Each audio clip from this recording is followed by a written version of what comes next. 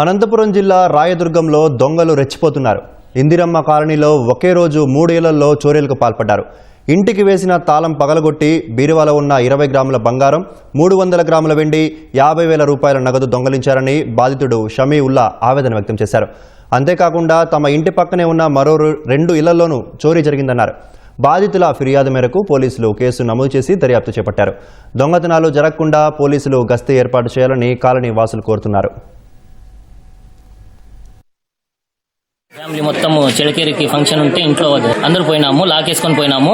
రాత్రి నేను రావడం లేట్ అయింది, రాత్రి వీరాపురంలో పనుకున్నాను. పొద్దున్న ఇప్పుడు ఒక అర్ధ గంట ముందు వచ్చి చూస్తే ఇల్లు తలుపులు, గేట్ తలుపులు మొత్తం పగలగొట్టి, బీరో మొత్తం పగలగొట్టి 20 గ్రాములు గోల్డ్, 300 గ్రాములు వెండి, 50,000 క్యాష్ మొత్తం తీసుకొని వెళ్ళిపోయినారు. మళ్ళీ నా పక్కింట్లో కూడా వాళ్ళు కూడా అదే సేమ్ పరిస్థితి, అది కూడా పగలగొట్టినారు. ఆ పక్కింట్లో కూడా వరుసగా 3 ఇంట్లు చోరీ జరిగింది సార్. అలాగే పోలీసు వారు కూడా గస్తీ ఏర్పాటు చేస్తే బాగుంటుంది.